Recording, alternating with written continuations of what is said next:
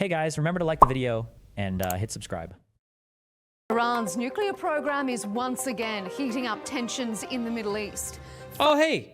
5 rounds of talks between Tehran and Washington have failed to calm the nerves. Ahead of round 6, there are reports that Israel isn't going to hold fire any longer. Are we closer than ever to a full-scale regional war? Stay with us for the debate on Counterpoints with me, Melinda Nusafora.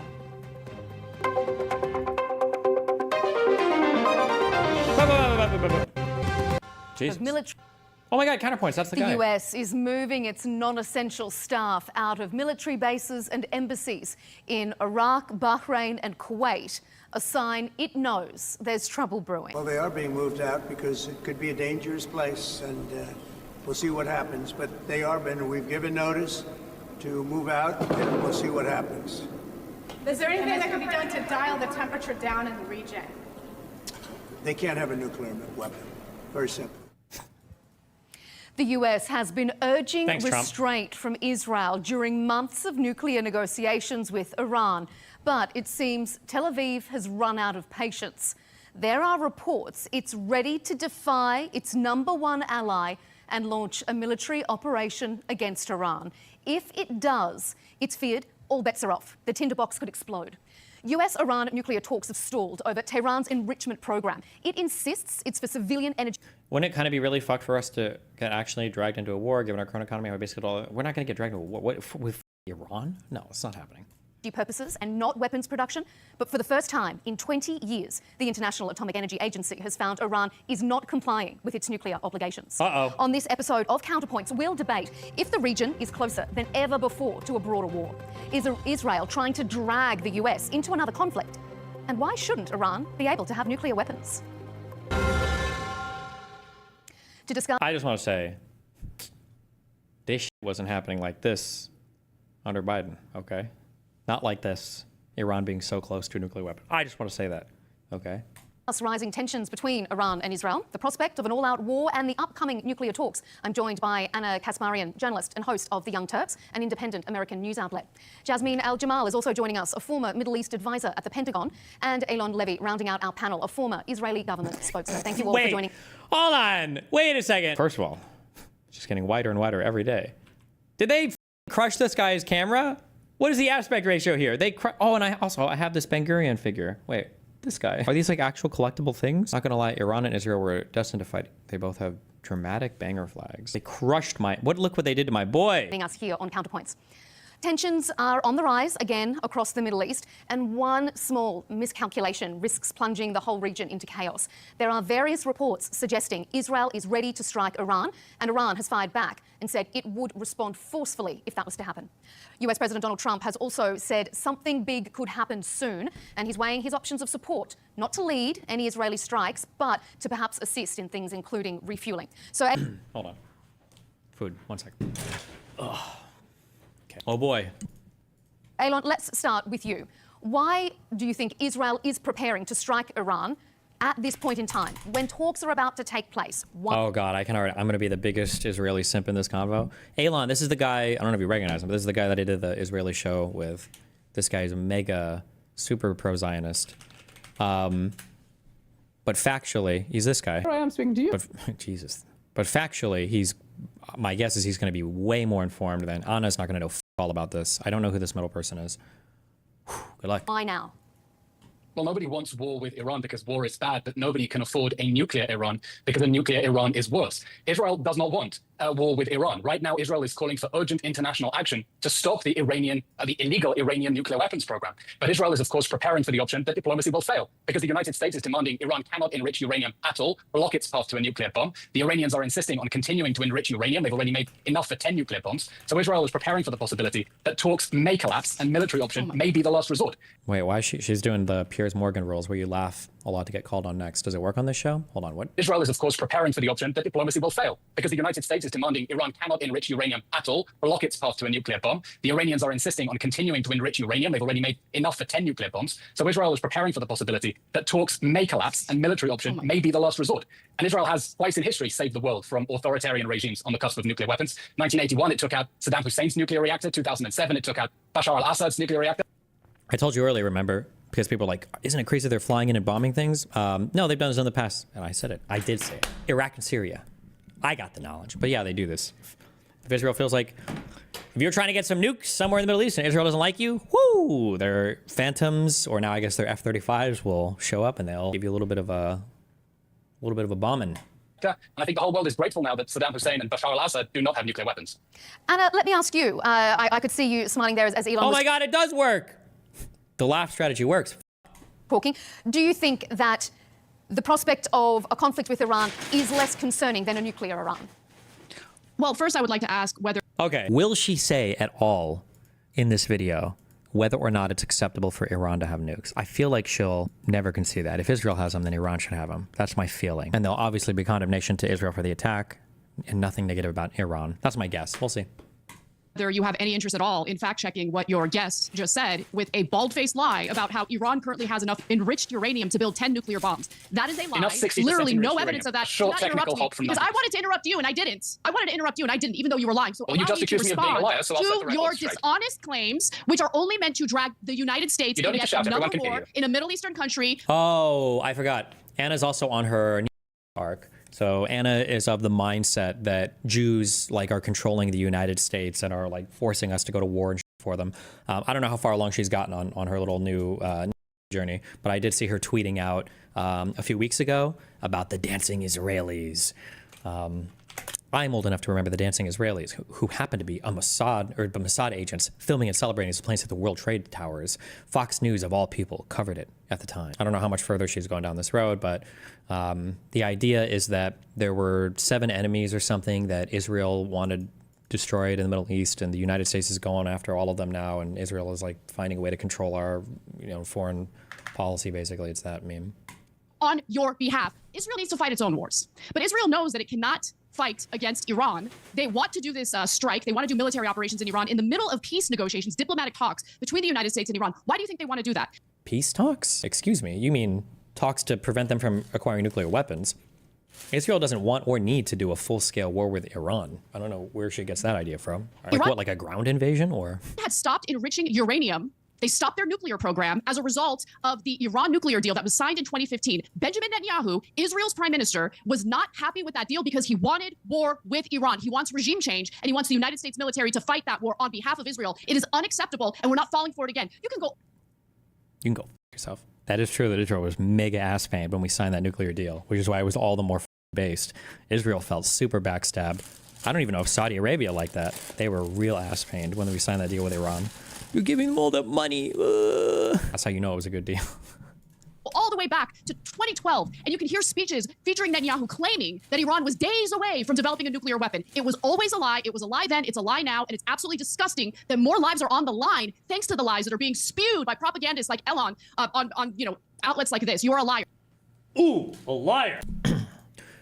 So I think this organization is generally not making political statements or whatever. What's it called? The International...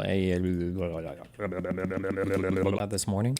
Early this morning, the International Atomic Energy Agency was informed of the military operation launched by Israel, which includes attacks on nuclear facilities in the Islamic Republic of Iran.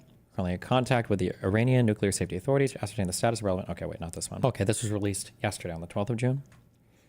Despite the above resolutions by the board and numerous opportunities provided by the Director General since 2019, Iran has failed to provide the cooperation required under its safeguards agreement, impeding agency verification activities, sanitizing locations, and repeatedly failing to provide the agency with technically credible explanations for the presence of uranium particles of anthropogenic origin at several undeclared locations in Iran, or information on the current locations of nuclear material and or contaminated equipment, instead stating, inconsistent with the agency's findings, that it has declared all nuclear material and activities required under its safeguards agreement. Iran was failing its obligations in numerous ways, and it seems like there was evidence of uranium enrichment happening across the country, and this was adopted and released yesterday by the International Atomic Energy Agency.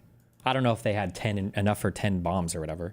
I don't know if that's true or not, but they were definitely accelerating their approach towards nuclear weapons. Thanks to the lies that are being spewed by propagandists like Elon on outlets like this. You're a liar. We're not going to go to war on your behalf. Sorry. Move on. All right, I'm going to bring in Jasmine in just a moment, but I'm going to let Elon respond to that. This is like the common, the brain dead propaganda talking point of instead of discussing the conflict, instead of discussing who might be in the right or wrong, instead of discussing a pragmatic approach to everything, it's this like very retarded, very childlike, very stupid approach of, well, I don't want the U.S. involved in anybody's stuff. I don't want the USA. Our troops aren't going to get dragged into war. It's like, I don't know what that has to do with literally anything, but it's just it's an exceedingly retarded approach to foreign politics, I guess. And it's a way for you to make a lot of really retarded statements under the guise of caring about human lives or something. Before we bring Jasmine in. Because your guest just accused me of being a liar, so I think I have a right. You are to a liar. respond. Well, indeed. And just a moment, Anna. So that's Elon why I'm letting you respond. Iran is now 1 week breakout time from getting nuclear weapons. This isn't me saying, it's not Netanyahu. It's the IAEA that says Iran already has enough 60% highly enriched uranium for 10 nuclear weapons. It's a short technical halt for 90%. There is no civilian purpose at all for having 60% highly enriched. I want to say that uranium reactors are like less than 5% for nuclear energy. And is it like 95 for weapons? Like once you're at 60, you're way beyond. Somebody said it's 10%. I'm pretty sure 60 is way beyond what's necessary for nuclear reactors, just for energy production. Enriched uranium. The only possible reason to have that enriched uranium is to build a nuclear weapon. And a nuclear weapon would be a threat, not just for Israel, but for the whole Middle East. And yes, for the United States as well. Okay, I'm going to bring in... The fact that Mossad has been traversing Europe and meeting with IAEA partners has nothing to do with their proclamation that Iran is such a big nuclear threat. But you want to know how sad that the Young Turks goes from producing so many horrible figures like Dave Rubin and Hassan Piker and everybody else, and now they themselves have just been completely mind-fucked. It's actually so insane. I wonder how much of history is like this. How many historical figures, right? Like, it wasn't in our book. Was Hitler's art application rejected by a Jew, or what? Like, how much of our punditry is defined by who bullied us the most? Because Anna Kasparian was brain broken over legitimately disgusting bullying. Like, I agreed with her initial complaints. Progressives and people on the far left are way too forgiving of crazy homeless people. Like, that's pretty unhinged. You shouldn't have to deal with it. Or the whole talk around like calling women birthing persons, and that abortion isn't a woman's rights issue. It's like a uterus haver's issue. These were insanely cringe and crazy statements, but she got bullied so hard over her fighting against the left that she just became a whatever this is. I don't even know what you would call this. I find to be a nuclear threat, actually. Really. The country that's currently committing... How did I know it? I should have made a bingo sheet. Yeah, that's one of them. Israel's nuclear weapons. Maybe she'll even throw in a... And you know who the only people who've nuked anybody is? It's the United States. We nuked Japan, maybe. I don't know if we'll get that far, but okay, we got it. In the Middle East, and that's Israel. You want to talk about their nuclear weapons? Okay, pause that for a moment. We're going to come to that in a moment, Anna, but I want to bring in Jasmine here. What's your take on this? Do you think Iran does pose a serious threat? I mean, you've had a close working relationship with the Pentagon. Nope. Who's she asking? Iran does in a moment, Anna, but I want to bring in Jasmine here. What's your take on... Oh, because Anna would never answer that question, honestly. I want to hear it, but... this. Do you think Iran does pose a serious threat? I mean, you've had a close working relationship with the Pentagon. Do you think that we are on the cusp now and that perhaps a war between these two powers is inevitable? Well, look, no war is inevitable. Let me just start with that. I worked in the Obama administration, and I was in the Obama administration at the Pentagon when Obama negotiated the JCPOA, the Iran nuclear deal. Right. And certainly the deal has had its critics, and it did fall short in some areas. It didn't address Iran's malign influence in the region. It didn't address Iran's support for organizations like Hezbollah and Hamas and so on. But it did actually make some progress in getting these, all European countries, getting a consensus, getting a diplomatic solution to what everyone agreed was a risk and a problem. And so what I want to just bring here, I want us to just look at the strategic picture in the region, because I think what everyone agrees on this panel is that no one wants war. What we're disagreeing on, I imagine, is whether striking Iran is going to prevent a war or is going to bring us even closer to an all-out regional war. Because Melinda, you said at the beginning of the program that we're one miscalculation away, and we have been for almost 2 years now, and in the past many times, one miscalculation away from war. Now, if you look at the broader strategic picture in the region, as Anna just mentioned, there is what by far a wall-to-wall consensus of experts who are saying that what is happening in Gaza is a genocide. Not true. Elon, we'll come to that in a moment. I'm not even going to go into my opinion here, but let me just finish because I did let you guys both talk for quite a bit without interrupting. So the regional picture is that Israel is mired in Gaza in what international human rights experts are agreeing is a now. It has huge troubles at home. You've had Israelis protesting for almost 2 years now. And before that... How can you talk about Iran getting nuclear weapons when there's a going on? Seriously? Let's remember, against Prime Minister Netanyahu's overreach and his attempts to meddle with the judiciary. So Israel is already isolated, it's already under pressure, and it can ill afford to be dragged into another war. But more important than that, for the first time in as long as I can remember, or as long as I've even been alive, Israel is surrounded by countries, states, that want to work with it, to work towards Hey, I said this a year ago. I've admitted I was wrong since then. Apparently, Israel can't afford to be dragged into shit because for whatever reason, I don't know if we're coming to the end of times and God has decided to show himself to support the one true nation of Israel. All of their recent military ops have been just unbelievably successful. They obliterated Hezbollah. They hit that embassy or that consulate in Syria and got the Iranian leader. They've obliterated Hamas leadership. Now it seems like they've completely fucked with Iran and they've wiped out like a ton of the leadership in Iran. So seems like Israel can afford these conflicts. All right. Just saying. The Assad regime has collapsed, which is beneficial to Israel. A better future for the Middle East. For the first time, you have a government in Lebanon that is against Hezbollah and that is trying to do its part, according to the ceasefire between Israel and Lebanon, to make sure that Hezbollah's weapons in the south are brought in under the control of the state. You have a government in Syria that also, for the first time in decades, is saying loud and clear again and again, we don't want war with Israel. We want a peaceful region. We want to have talks with the Israelis, and indeed, some of those talks are ongoing. You have Egypt and Jordan and UAE and Bahrain who are actually in peace treaties with Israel. Yeah, but look at where did that maybe come from? I don't know as much of the recent history, to be fair, but you're talking about a Syrian government that's friendly towards Israel. Israel still has the Golan Heights and has said, F off. They wanted that the entire time, and they still have it, right? Or you look at, a Lebanese government that's finally willing to try to bring Hezbollah under control. What, after Nasrallah has been killed? After how many Hezbollah operatives have been killed by Israel in the Patriot attack? After Iran has been undermined time and time again? After, Hamas has been largely defanged in the Gaza Strip? You can argue that these things are coming under a favorable geopolitical umbrella for Israel, but Israel's just going to turn around and argue, yeah, they are all willing to work with us because the only language that the Middle East understands is strength, and we have absolutely reamed all of the people around us that wanted to talk shit. And want to help move it forward to a place of peace and security. Now, the only person in this picture that I'm painting that continues to insist on using war and violent force and unilateral cross-border attacks in sovereign countries is Prime Minister Benjamin Netanyahu. And it's strange, you mentioned Jordan and you mentioned Egypt and all these other countries, and they seem to be kind of like, isn't it horrible what Israel's doing? Yeah, I guess it's kind of bad, but we'll just, what are we going to do? Good luck, Iran. And he is placing... Also, if you try to hit Israel, we're going to block hardcore for them, so suck a dick. The entire region at risk because of his unwillingness to engage in diplomatic talks with people who are willing across the board to do so. So I just wanted to paint that broad strategic picture of what the region looks like right now and why choosing to reject diplomacy at this point, when so many opportunities are available for it, is putting not just Israelis and people in the region at danger, but as Anna said, U.S. lives as well. And that's not acceptable. Okay, Elon, I want you to respond particularly to the comments that Jasmine's made about the fact that is this a deflection tactic from Prime Minister Netanyahu, and your reaction to the fact that this is a time where perhaps Israel is surrounded by some neighbours who do want to work with it. Why not exploit that positive aspect?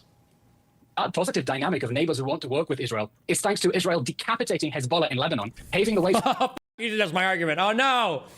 We both get the same Assad talking points. But yeah, this is the easiest layup argument ever. Yeah, no shit they want to work with us. We destroyed all these motherfuckers around us. The fall of the Assad regime, for the first time allowing Lebanese and Syrian people to take back control of their country. And we desperately hope that they choose to make peace with Israel, because wars should end with peace, not a piece of paper. Israel's problem... But Elon, I'm sorry, but you keep attacking them as they're trying to help you do that. You attack... Israel... Attacking who? Still surrounded. You attack... Oh, attack Lebanon. Anytime, this is like an instant disqualifier for being able to talk about anything in the Middle East. She worked under the Obama administration, supposedly, or she could just be a bad actor. Who knows? Check her account for some Qatari deposits. Attack Lebanon. Excuse me, what the f does that mean? You mean attack Hezbollah in southern Lebanon?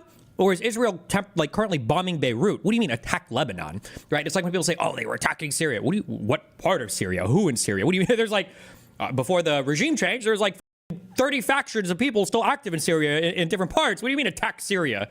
What a stupid, whatever. Israel is still surrounded by countries and militias that do not accept that Israel has a right to exist at all. The positive voices that we have been hearing from Lebanon and Syria, very cautious, none of them have said outright they're willing to recognize the state of Israel, are positive. But you know what would undermine any movement towards regional peace in the Middle East? a nuclear Iran. Because if Tehran is able to build nuclear weapons, it will be able to bully the region, to rebuild Hezbollah, to reestablish an influence in Syria, to embolden the Houthi pirates in Yemen who have been firing ballistic missiles at Israel every single day, and smaller countries like Bahrain, like the UAE, instead of being able to move towards greater peace and integration, are going to be looking over their shoulder at the nuclear bully in Tehran. And that is why a nuclear Iran is a threat to Middle East peace. And if we want to see a future of regional integration, like I do, of peace with Lebanon and Syria, they have to be freed once and for all from the clutches of the Iranian regime. And if Iran gets nuclear weapons, it will keep them under its claws.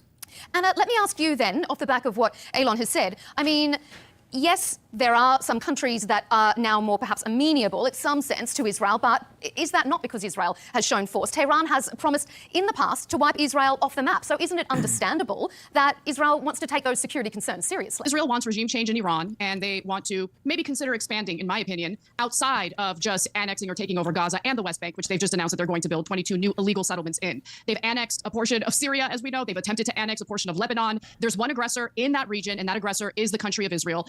I mean, there's endless evidence of it. And quite frankly, it makes me sick to my stomach to consistently hear the same tired lies that we've heard over and over again from the mouths of people like Levy, who has absolutely no interest in peace in that region. They want to take over more land in that region. And I think it's pretty clear. It's abundantly clear. Elon, you were nodding your head when Anna started those comments.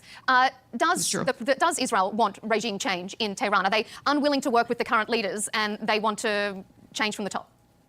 Israel wants peace with Iran. Israelis look back fondly at a time when there were flights between Tel Aviv and Tehran. But Iran is now controlled by a radical Islamist regime that leads crowds in chants of death to America and death to Israel. And the lesson we've learned from history is that when people say they're coming to kill us, we believe them. And when they're trying to get the weapons to commit an actual to wipe us off the map, you have to stop them. So Israel wants to see a future in which the brave Iranian people who are standing up for democracy, standing up for human rights against the brutal oppressive regime. What do you think about the new Syrian regime? I'm really concerned about their radical credentials and talking about elections in 5 years' time. I have no idea, no thought about it. I don't know anything about them either.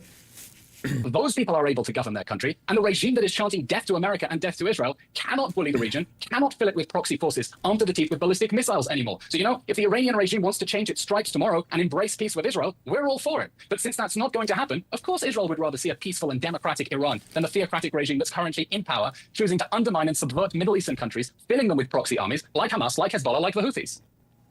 Jasmine, what do you think of those comments? Look, I mean, I think that Elon is predicating his entire argument on an assumption that is unproven, which is the fact that A, Iran wants a nuclear weapon. What, dude, what a waste of time. I wish I would have studied literally any other conflict. What a waste. Nobody here is going to be able to talk directly to each other because nobody wants to acknowledge.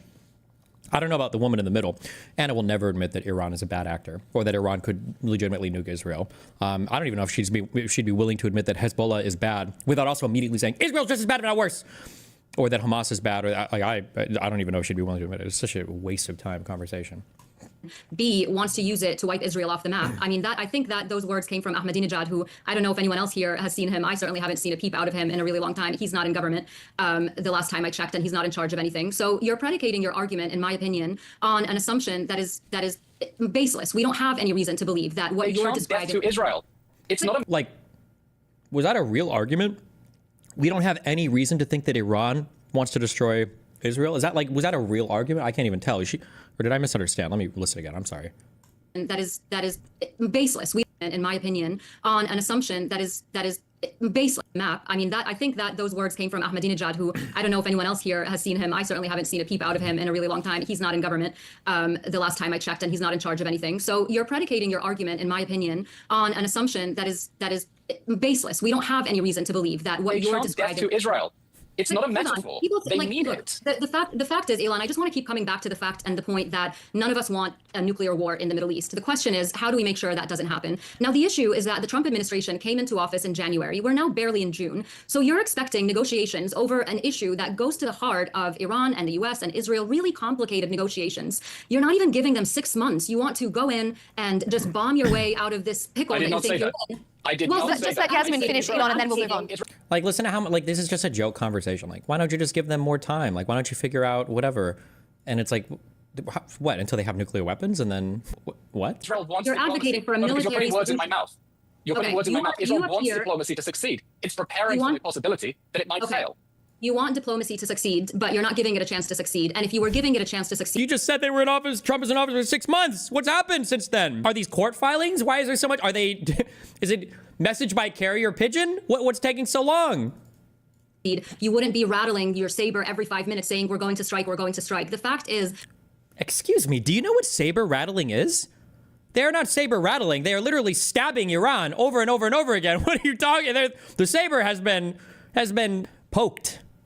That an Israeli strike against Iran, I cannot overstate how reckless and dangerous that would be if Iran decided to retaliate proportionally. Oh my God, they've already tried. What are you talking? This has already happened. How many months ago? Where Iran was like, we're gonna fucking get you, right? And then they launched a bunch of missiles, and literally the entire region was like, no, we're not doing this. Saudi Arabia, Jordan, Israel, like everybody was involved. I think they killed one person. Like a missile body fell on a Palestinian or something and killed them. That was the only thing that happened when Iran did their big response. Now, Iran did have a much more effective response where they killed like 230 people when the United States assassinated Soleimani, but that was 230 of their own people when they accidentally shot down one of their own civilian airliners taking off from Tehran. They said they were going to counterattack. So unless we're scared about Iran suicide bombing itself, I don't know what the big threat is, but who knows? Putting the entire region, human beings' lives at risk. And I know that everybody on this panel cares about human lives. Iran doesn't just have the capability. Iran, I think you and I do, for sure. But let me just, because I think this is important when we talk about the scale of the risk, Melinda. Like, Alan shouldn't respond to this. What is the risk if Iran has a nuclear weapon? And force them to answer that, and then spend the next 40 minutes on it, because they won't answer that. What is the risk if Iran has a nuclear weapon? What's the risk then? Iran doesn't only have the... Wasn't Iran complying with the JCPOA requirements? No. As of recently, they have not been, which has been a big concern. Let me just, because I think this is important when we talk about the scale of the risk, Melinda. Iran doesn't only have the capability and these missiles, these ballistic missiles with more, with 2,000-pound bombs on them. It doesn't just have those capabilities to strike Israel directly. It also has the ability. I was living in D.C. I remember when Iranian agents tried to assassinate the ambassador to Saudi Arabia. They have the ability to respond asymmetrically in the U.S., across Europe, across the Middle East. I mean, is this what we want to risk instead of giving diplomacy a chance to work? And yeah, that would be horrible if we were to risk Iran, funding subversive elements or other organizations. Like most of the U.S. deaths in Iraq, by the way, for like our last decade there were because of Iranian proxies. What is this question? Like, we don't want Iran to start funding people in other countries. Like, hello? Last thing I'll say is, trust me, if the American government knew beyond a shadow of a doubt that Iran was on the verge of getting nuclear weapons, we wouldn't even be on this panel having this conversation right now. The U.S. wouldn't wait for Israel to strike. They would do it. What did she do in the Obama administration? I don't believe that she worked in government. That's one of the most retarded. We would send our own fighter pilots. We would send our own plane. Why would we? If Israel can do it, do you know what the evidence is that the U.S. doesn't give a fuck? It's that Israel told us, and we were like, okay, good luck. You don't think the U.S. could stop them? You don't think the U.S. has the ability? Well, under Trump, actually, who the fuck knows? If it was such a big deal, the U.S. would send its own military to do it. What an unbelievably stupid statement. What? Having this conversation right now, the U.S. wouldn't wait for Israel to strike. They would do it. So that should tell you something also about where we actually are versus what people are saying we are. So that's an interesting point, because it brings us to our second segment about diplomacy, about talks. President Trump likes to portray himself as this ultimate peacemaker, and he says he has no interest in starting or perpetuating wars that have no America first benefits. But the US is unlikely to sit on the sidelines if a war does break out between Israel and Iran, something which Prime Minister Mr. Benjamin Netanyahu is very well aware of. And maybe he's utilising that as part of Israel's strategy. Elon, is Israel trying to force the US into this conflict?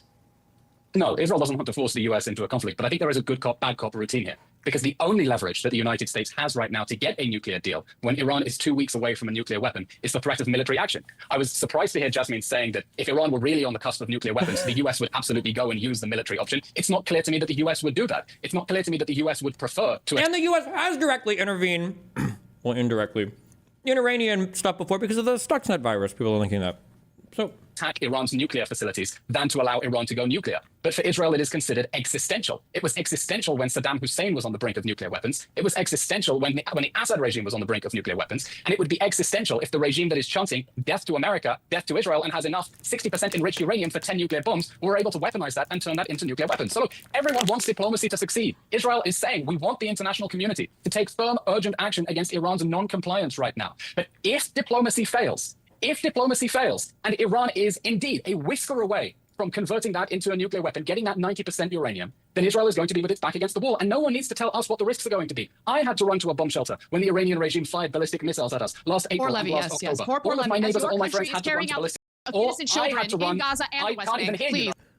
There's a goddamn going on right now. Come on. right now because I'm You are trying such to a talk. victim, Levy. You're Israel such a victim. is- Yes. I can't stomach okay, you these can wait lies. your I turn. really can't. I understand. Just let Elon finish and then we'll bring you in. I can't. You can It wait your literally makes turn. me sick. You can It wait your literally makes turn. me sick. The lies Believe me, make the me nausea sick. is absolutely mutual. I'd never heard of you before, but the nausea is absolutely mutual. I Get to had know to me. run to a You'll bomb hear a lot shelter more when from me. Iran was firing ballistic missiles at Israel, and I will have to run to a missile shelter where I won't be able to have internet connection to continue giving interviews if Iran attacks us committing back. genocide. At a nuclear Iran, at a She's a child. She's like a child. nuclear Iran would be the worst option, not only for Israel, but also for As a all the nuclear nations Israel in the Middle East currently that are is. desperate to break free from the yoke of the Iranian regime. Okay, Anna, go ahead. Just full of lies. I mean, I can show you videos dating back to 1996 Videos. Oh no.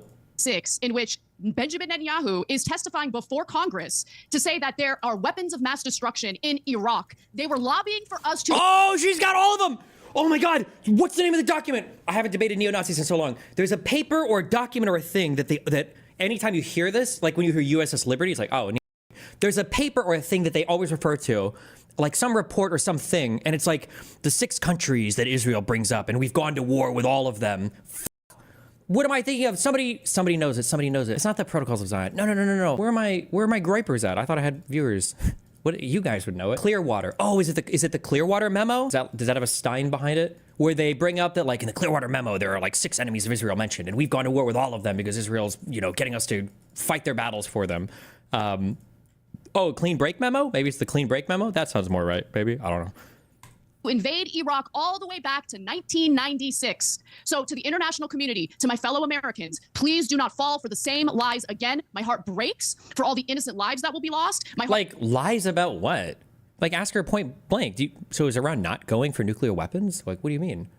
Heart breaks for the American soldiers who are going to risk their lives on behalf of this country that is obviously lying to us right now. It is going to be a complete and utter disaster. And if you think that beating Iran or doing regime change in Iran is going to be a cakewalk, consider the fact that it has far greater landmass than Iraq does. What does that matter? What is that even relevant to? Population density, Iran. Like, what is it? What is the point of bringing that up? Million people, far more military capability than Iraq ever had. And we couldn't even... Than Iraq ever had? You do know that, like, Iran and Iraq fought a huge war against each other. And there was like 1 million people killed between the two of them, and no landmass changed by the end. I think it was kind of a stalemate. What do you mean? What is she talking about? Beating Iran or doing regime change in Iran is going to... Kill me, bro. Kill me. Waste of time. This is a waste of time. We're wasting our time. 200,000 to 600,000 dead on one side, 100,000, 500,000 dead on the other side. Lots of civilians dead. This is a big war. But by the end of this, no land changed hands. They just killed a lot of each other. Also, I don't even know how many Iranians even like the regime right now. I feel like it would be like a Soviet Union style thing, but I could just be overrepresented because Persians or Iranians in the United States hate the Ayatollah, or they hate Khamenei, and they hate, how do you pronounce his name? They hate the Iranian regime. I don't know how many people in Iran would support, like, I'm willing to die for Khamenei, supreme leader. Going to be a complete and utter disaster. And if you think that beating Iran or doing regime change in Iran is going to be a cakewalk, consider the fact that it has far greater landmass than Iraq does. 90 million people, far more military capability than Iraq ever had. And we couldn't even defeat the Houthis in Yemen. You think we're going to be able to... What are you talking about? We didn't go to war in Yemen. We bombed a couple of missile sites. Does she think that we wouldn't be able to? I don't even know. This is delusional. This is a delusional lefty thought. These are like Finkelstein talking points. By the way, because I've seen Lycan tweeting about anger about the Iron Dome. Prior to the war in Gaza, the recent one, and prior to Iran attacking Israel, the meme talking point from Finkelstein was that the Iron Dome was fake. That it had like a 10% success rate. It like failed almost all the time, 10% success rate. It was a piece of shit. It didn't do anything. It was a waste of money. That's what they all said. Just so you know, okay? That's what Finkelstein published in the Inquest into its Martyrdom, the Gaza book. And I've seen other people carry that talking point. So now these people are probably ultra ass pained. And these people legitimately have like this delusional thought of, Israel is this small guy who's like insignificant. And if the US wasn't doing everything for them, all these other massive Arab and Persian armies would come in and they destroy Israel. And Iran's got the biggest military ever. And Iran would f you guys up. Iran would f you guys up so hard, it wouldn't even be close. Israel would get destroyed. Like, bro. Really? Seriously? You've deluded yourself that hard? Come on. to beat Iran, where so many people are going to die. It's going to be a disaster. Don't fall for his lies, please. I'm begging you all to read into it and research it yourself. If you take what the Israelis are saying at face value, you're going to walk into complete death and destruction. Jasmine, what do you make of those two comments? Listen, How awkward that this was yesterday. Probably this was published 5 hours. It's probably shot yesterday, the day before as well. Israel doesn't seem like it's having very much trouble right now. Just saying, you know, just saying. I can tell you, I have been in Middle East policy, either in the region, in government, now outside the government for over 20 years. And I can tell you without exaggeration that every single time we have tried to solve a problem or a challenge in the Middle East with brute force and without diplomacy, without addressing the root causes of the issues, it has come back to bite us tenfold. The Iraq invasion that Anna was just talking about birthed ISIS, and it took years for that to do so. And we all know the impact that ISIS had on Europe, on the region, on the US. I mean, we're still fighting it today. And so I have... This was the... I'll make you listen to This something. is Democracy Now!, democracynow.org. So, the first lie is most of the Israeli attacks on Gaza don't even have anything to do with Gaza. Terrorism against Gaza. The second big lie is, what does Gaza consist of? Then Israel would preempt of thin air, and then all the official media and even the critical human rights organizations repeat these numbers. They talk about Grad missiles and Fajr missiles. What is Gaza? What are its weapons? What is its arsenal? Let's take the last attack. We know exactly how much damage was done by these weapons. There were 5,000 so-called rockets and 2,000 mortar shells fired at Israel. So altogether, that's 7,000 projectiles. You know the damage done? Israel's Ministry of Foreign Affairs had a diary listing all the damage done each day. 5,000 rockets, 2,000 mortar shells, one house was destroyed. One house. How is it possible that 5,000 rockets and 2,000 mortar shells can only destroy one house? Because they're not rockets. They're fireworks. They're enhanced fireworks. What do you mean by that? Well, they're not rockets. The problem is that Hamas and Israel have a mutual stake in pretending they're rockets. Hamas pretends they're rockets so it can show its people armed resistance works. See how afraid they are of us? And Israel pretends they're rockets so it can say we're acting in self-defense. But they're not rockets. They're just enhanced fireworks. Even if you factor in Iron Dome, okay? I don't have the time to go into the details, but your listeners, or some of them know, because you had... Explain what Iron Dome is. Iron Dome was their so-called anti-missile defense system. And they claimed that one of the reasons so little damage was done was because of their technological wizardry, namely Iron Dome anti-missile defense system. Number one, Iron Dome was only located near the major urban centers of Israel. Number two, only 840 rockets were fired towards those major urban centers. Number three, Iron Dome, according to the official Israeli numbers, it deflected about 740 of those rockets. The next guy that he brings up, Theodore Postal, was publishing in conjunction with another guy who was trying to sell a different defense system to Israel, which was like a laser targeting system, a competitor to the Iron Dome system. And a lot of this, I think almost all the stuff Theodore Postal posted about the Iron Dome has been debunked by, I think Popular Mechanics made a huge article responding to a lot of his points, but it's bullshit. Like, he literally fakes pictures in his report about how ineffective the Iron Dome is. Like, he'll take a picture like, supposedly Israel said they intercepted this rocket, but you can see blah blah blah, and the picture was like a cutout from another picture of like a Soviet era like from a totally different part of the planet. It's just like absolute bullshit. According to Theodore Postal, who you had on your program, the expert on anti-missile technology from MIT, he said its efficacy rate was about 5%. Which means it deflected about 40 rockets. But let's even take the Israeli numbers. Let's say it deflected 720. Like, it's just like, so a lot of these people, because Finkelstein is for some reason like the leaning sighted guy in the West on Israel-Palestine, despite the fact that he's not a historian in any of the region, and he can't speak any of the languages there. He's somehow considered a credible historian.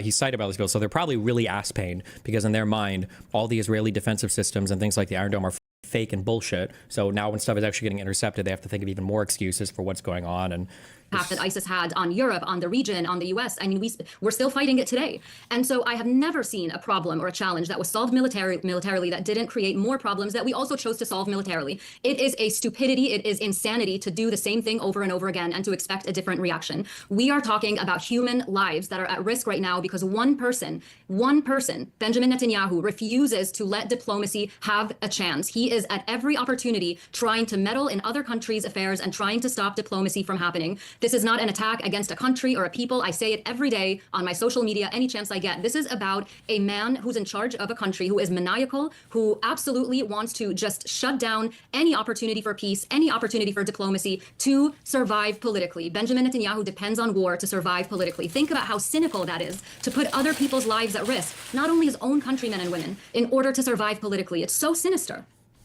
Hang on. You just said that if Iran were on the brink of nuclear weapons, you believe that the United States would activate a military option itself. And then you said that actually a military option isn't going to work and you have to try diplomacy. You know, I'm old enough to remember when the Clinton administration tried to solve the North Korean nuclear crisis with diplomacy. They failed, and now North Korea is nuclear. Either a military option is viable as a last resort. So is Israel, Elon. So is Israel. Israel has nuclear weapons. Why are you allowed to have... You seem to think that the United States would be able to activate a military option at a weapon of last resort if diplomacy fails, and then say that Israel shouldn't activate it if diplomacy fails. We're talking about a last resort if the talks collapse and Iran remains a nuclear threshold state. That is a dangerous future for a region that would prevent any possibility of peace and normalization with the countries that are currently just starting to break free from decades of Iranian oppression. They're trying to break free from decades of Iranian oppression, Elon, but they are unable to break free from continued Israeli oppression. So, first of all, if you're so concerned about Israel would accept peace with Lebanon and Syria. Just let Yasmin finish there, Elon. Sorry, because the Lebanese armed forces time and again have said we are trying our best to abide by the ceasefire, to go in, to get Hezbollah's weapons. The last military strike that Israel did in southern Lebanon, the LAF went through the tripartite mechanism, asked to go see this place that the Israeli military said had Hezbollah weapons depots. The first time they checked it, they couldn't find anything. The second time they said, let us double check it before you strike. The Israelis wouldn't allow them to do so. But that's not what we're arguing about right now. We are saying that what you're saying is that if as a last resort, this military strike should happen by Israel. What do you define as last resort? 4 months of attempted diplomacy? How long did it take for the JCPOA to be negotiated? We are talking 60% enriched uranium is pretty spooky, my dude. About months and months of important work that needs to be done, sensitive work that needs to be done, and it is being done. This is now the 6th round of talks that's going to happen between Iran and the US on Sunday. That is progress. Let it continue. Sure, but if I could therefore explain the diplomatic timetable, the restrictions that were temporarily placed in the context of JCPOA are set to expire in the fall. And that means that unless something dramatic happens and a new deal takes its place, the possibility for snapback sanctions is going to expire in just a few months. So if diplomacy fails, just before the possibility for snapback sanctions also expires, while Iran remains a nuclear nuclear threshold state with enough highly enriched uranium for 10 nuclear weapons, then that is a last resort, definitely given the limited window of opportunity now before Iran is able to reestablish its stranglehold on the region, and while Lebanon and Syria are so bravely fighting off that Iranian oppression. And I want to bring you Can in I ask here. Levy a question? Yeah, please, go ahead. I am curious. Is there a going on right now? So my question to you, Levy, is this. You feel strongly about, doing military strikes in Iran. Fair enough. Would you feel as strong? Is she going to tie back to the October 7th attack somehow? Would you be lobbying as aggressively as you're lobbying right now to do strikes in Iran if the United States took a stand and said, we will provide absolutely no taxpayer money to fund the weapons for that war? Yes. What a retarded question. Wait, Israel, would you attack Iran if we were going to provide you? Like, we don't provide 100% of their military budget. Yeah, Israel would say, see ya. They would say, later, bitches. They would say, not only are we attacking the nuclear reactors, but I sense if we don't have help from the U.S. anymore and the U.S. doesn't give a fuck, we're going to start bombing more shit. What do you think? They'd be like, oh, well, if the U.S. isn't going to, send us a few $1 billion every year, then I guess we're just going to let Iran get nuclear weapons? What a retarded question. And we will not commit to any military assistance to Israel as they try to carry out this war. Would you still want to do it? A nuclear Iran that chants death to Israel answer the question. is an existential threat to my country. I do not want war with Iran. I do not want a strike on Iran's facilities. I want diplomacy to succeed. Would you still pursue that war? I'm sorry, you asked me a question and you keep haranguing me. And you're not answering it. You're not answering it. I do not want a war with Iran. I cannot afford a nuclear Iran because it would be an existential threat to my country and place everyone here under the specter of a hostile regime with weapons of mass destruction in living memory of the last of the Jewish people. So if Israel's back is against the wall, it will take the action that it has to in order to eliminate existential threats. Yep. Yeah, of course, obviously. That's the most obvious answer, yes, in the world. And we expect to do that with the support of our allies who understand that when Israel eliminates these dangerous threats, it is standing up for the free world and protecting their interests in the region as well. I just want to remind Elon, though, as we're talking about this idea about diplomacy failing, I just want to remind everyone that it was Donald Trump that pulled out of the JCPOA. Iran negotiated a deal before. Iran never left the deal. So what makes you think that Iran won't sign another deal after intense negotiations to get the best deal that they can? They never left a deal in the first place. So what's this? What is this? Where is this coming from? The question is, what is in the deal? Does the deal leave a pathway open for Iran to build nuclear weapons? Can it hold on to its highly enriched uranium? Can it continue to retain the ability to enrich uranium that in future, when it is more powerful and spies a window of opportunity, it can use to build nuclear weapons? We need a deal that eliminates Iran's nuclear program. It's been done before. It was done with Libya, where diplomacy succeeded, and they dismantled Libya's nuclear program. And if diplomacy works and Iran agrees to that, great. I'll be the first one to cheerlead it. But at the moment, the US's red lines do not match Iran's red lines because Iran is demanding that it remain a nuclear threshold state that can enrich its own uranium when it has already enriched so much more at such high levels that have absolutely no civilian justification. The only possible reason to have so much 60% uranium is to build a nuclear bomb. What does it mean to enrich uranium? Like 60% of the uranium is enriched, or uranium has a degree of being enriched. I was trying to make a meme and I can't think of any. I was going to do nuclear stuff today because it would be nice to know the details, but I can't think. The very brief answer is that I think there are certain. What is an isotope? That's when you have a different number of, the number of protons is what defines an element, right? And the number of neutrons is what makes isotopes. And electrons are what make ions. Like if you have an additional or a minus whatever, you have ions. Is the percentage of enrichment the percentage of uranium that has been converted to the U-235? I don't know what the normal atomic number is of uranium is. It's just the percentage of the uranium that is enriched to, I think enriched just means converted to the U-235 isotope of uranium. If I had to guess, I'm like guessing here with a little bit of nuclear physics knowledge or whatever the fuck, from whatever I learned from video games. When you have like a whole bunch of uranium and you're just trying to make energy off of it, like nuclear energy, having a block of uranium where only like a very low percentage of it is like enriched uranium is probably all you need to maintain the balance of like some kind of nuclear reaction in order to spin a turbine, heat water, and create energy. But if you wanted to like blow up like a nuclear reactor, you can't. Like a core might melt down and a bunch of nuclear material leak, but it's not going to explode because you don't have enough of this highly fissionable, like easily split, high energy releasing isotope. So you enrich it if you can get more and more and more to these, so that a greater percentage of your overall uranium is at the U-235 isotope. Those are more prone, I think, to releasing energy in the presence of whatever fissionable material you shoot at them. Or no, that would be the fissionable material, whatever you shoot at them. I don't know what the name for this shit is. So enriching it past this point means that you're probably just doing it to have a, you're probably just enriching it to use it for a nuclear weapon, because past 5 or 10%, there's no point in doing this unless you're trying to split a lot of it to blow it up in a bomb, I think. Fissile, not fissionable, my bad, fissile. Fissile, I think. I think the explanation is like, that's like 70% correct, I think. I think, but basically, more enrichment means that a greater percentage of whatever uranium block or control rod or whatever it is a higher percentage of it is the isotope that can go boom. You've been in government. I've been in government. We both know that that's how negotiations start. You have two parties on opposite ends of the spectrum, and negotiations get them to a position that both of them can swallow, that both of them can accept. That is what negotiations are for, Elon. Not war, not strikes, negotiations. And I hope they succeed. Anna, last word from you before we move on to our next segment. Bomb is closed off. I just think it would be a huge mistake for the United States to get involved in yet another regime change war. Oh my God, shut up. Why is she even invited here? Like, go do there needs to be Dave Smith, Kyle Kalinske, Anna Kasparian, all these people who are trapped in the Iraq war, ship them off to some like mental hospital where they can all go debate each other about like, this is just like Iraq. That was like Iraq. Remember when Iraq? We did Iraq. Vietnam 2.0, Iraq, the Iraq war. Remember Iraq? Remember the Iraq war? Remember? Like, and then go argue about that all day. Can we just like, can we please move on? Can we pretend that it's not 25 years ago and we have something else to talk about besides the Iraq war? Holy shit. I just think it would be a huge mistake for the United States to get involved in yet another regime change war in the Middle East. Americans are sick of it. We have our own problems in our own country. We provide Israel billions of dollars every single year, no questions asked, for their defense. We provided them with, the Iron Dome. They get endless support from the United States, sometimes to the detriment of the American people. And it would be ridiculous. Did we provide them with the Iron Dome? I thought a lot of that was Israeli-led research and shit. I could be wrong.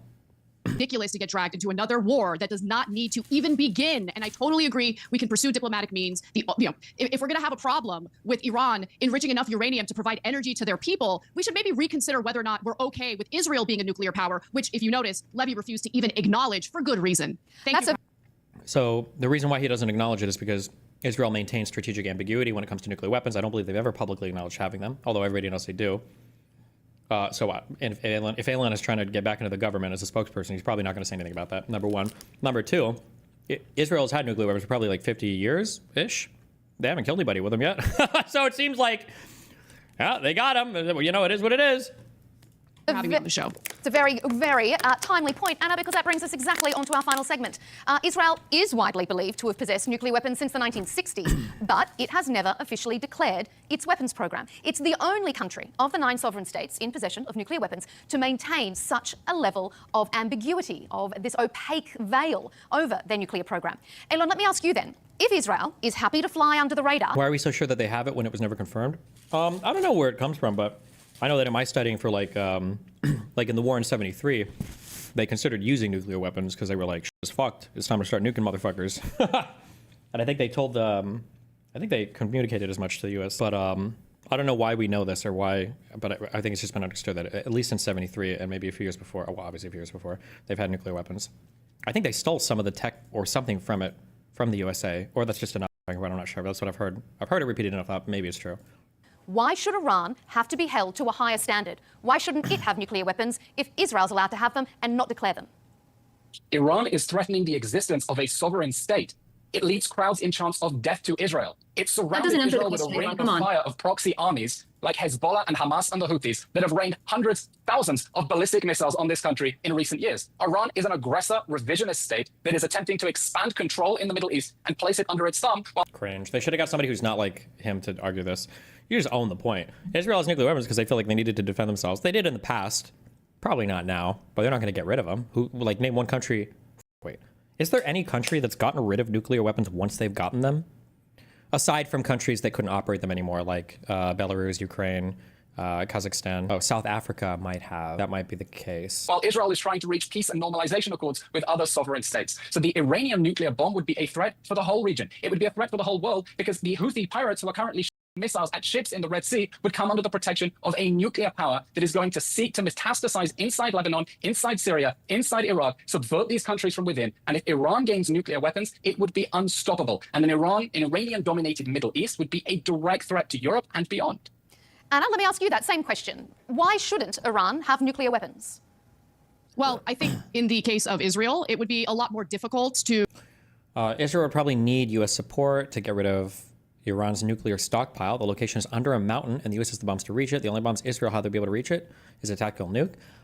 If you do a double strike, if you hit the, you can blow a path open and then do a second strike, you can actually do this, but it has to be done with planes. The problem, though, is that if you want to actually send pilots in to do it, you have to use an older generation fighter, and you got to be able to survive the 10G climb out at the end, which is very difficult. I don't know if Israeli pilots have the ability to do it, okay?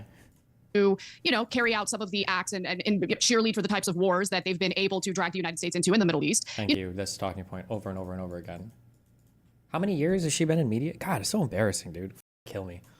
Nuclear weapons can be seen as a deterrent, as has kind of been the case in this war in Ukraine. Part of the reason why the United States and Ukraine has to be incredibly careful is because... Why would you use that as an example?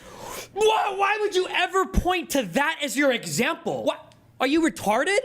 Nuclear weapons are a really good deterrent, like in Russia and Ukraine. You mean the thing where Russia invaded Ukraine, stole territory, and the U.S. and the rest of the world refused to help because they're so petrified of how Russia might respond? Why would that be your go-to example? That would be your go-to example as an Israeli.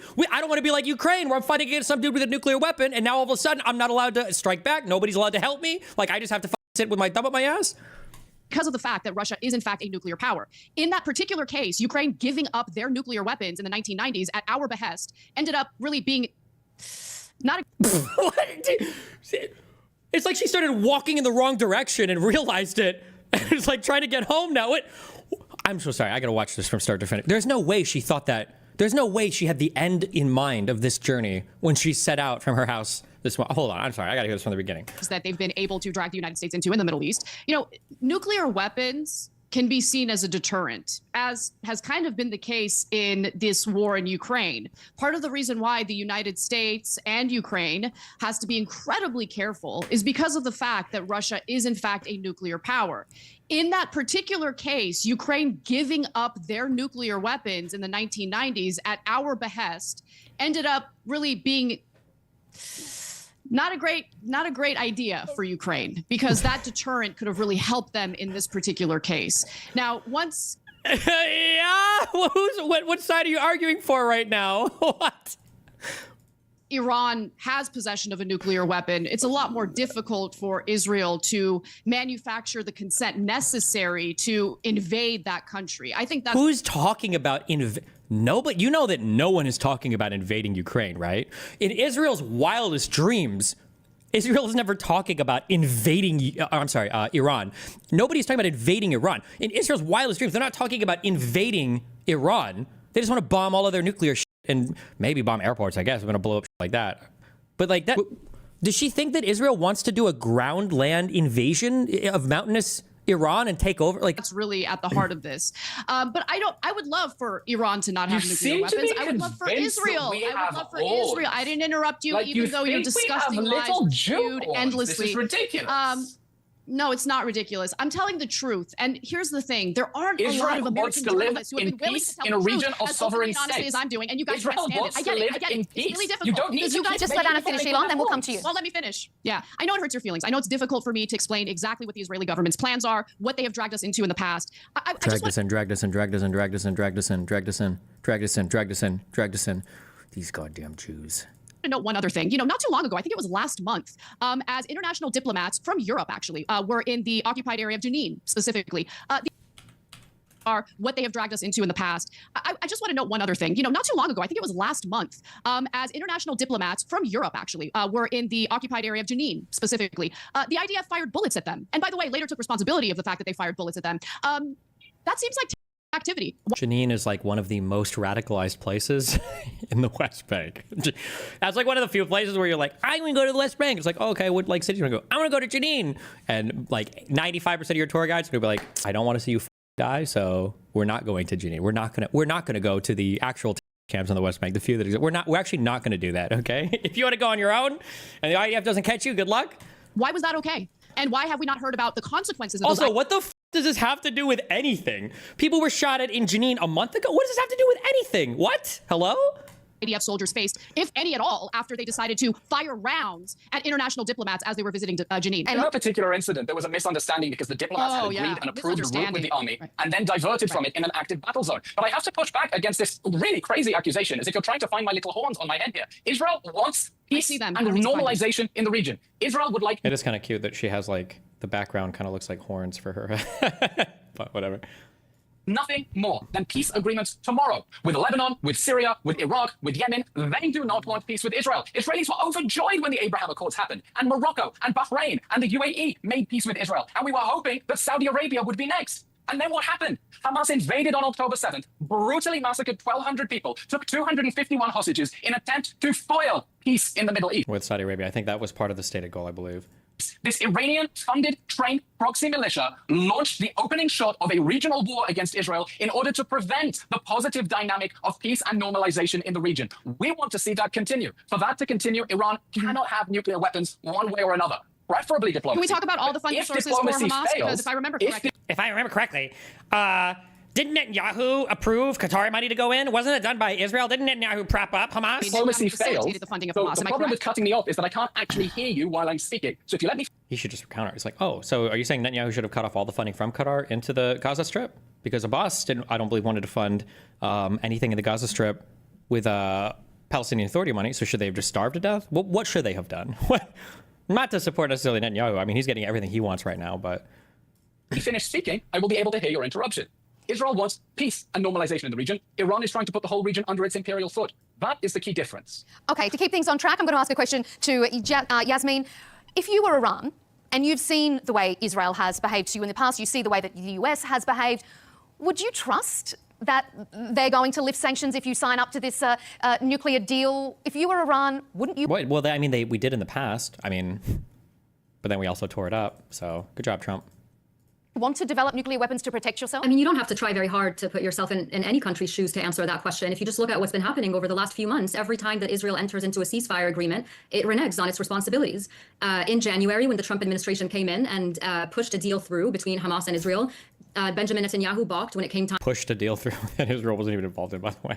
Time to negotiating phase 2. And this is not according to my personal opinion. This is from Israeli negotiators who are in Doha, who are privy to these conversations. It is a well-known fact, and Benjamin Netanyahu has stated it clearly. I mean, we can all read the Israeli press. It's translated into English. He doesn't want to abide by any ceasefires. Same thing in Lebanon. There was a ceasefire. Israel was supposed to withdraw from Lebanese territory. It still holds 5 locations in southern Lebanon in violation of that ceasefire. So we don't have to guess, what Israel would do if an agreement was signed. We already see what it's doing. I think the biggest problem here, and I've seen this both inside and outside of government, is that Israel, unfortunately, when Elon says that Israel wants peace, I believe that Israelis want peace. But when Elon says that this Israeli government wants peace, they want peace for them, not peace for everybody. They want to make sure that no one attacks them, but that they have the ability to attack people and countries whenever they feel like it. For what? Then why is Israel attacking Iran? What is the reason? Are they honest about that, or? They hold themselves to a different standard, and they hold other countries to different standards than they hold themselves.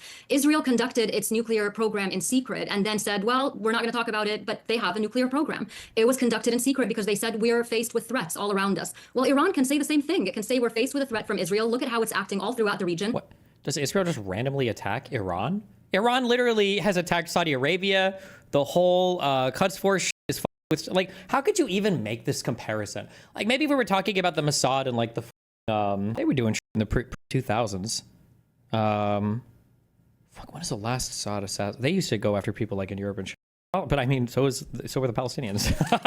The war, the globe was the battlefield for these motherfuckers. But like, as of recently, like, what do you think Israel's gonna randomly lob missiles into Iran, or what? Threats all around us. Well, Iran can say the same thing. It can say we're faced with a threat from Israel. Look at how it's acting all throughout the region. We better protect ourselves with a nuclear weapon. But What? Lastly, I want to say, and this is to me something that I think is really important and pervades the way that Israel and also Western countries deal with the Middle East. It's quite dehumanizing, and it's quite racist to think that everybody around you is incapable. Oh my God! White woman alert! Eject. There needs to be a white woman ejection button from all of these online debates. When the racism word comes, can I? Oh, I'm so close. Hold on. I'm sorry. I got a huge boner. Please say Islamophobia. Please, can we get an Islam? We're not going to get one because Sherry said racist. Can I please get an Islamophobia in here? I'll also come if Elon counters and he says, excuse me, racist how? We might hate Arabs, but that doesn't mean anything about our relationship with Iran. Do you think those people are Arabic? Wait, Arabs as well? Deal with the Middle East. It's quite dehumanizing, and it's quite racist to think that everybody around you is incapable of acting like rational human beings, when in fact you're the one who's acting irrationally. Irrationally? How can you say that? Israel survived in like the most hostile region in the world for them for 100 years. Excuse me.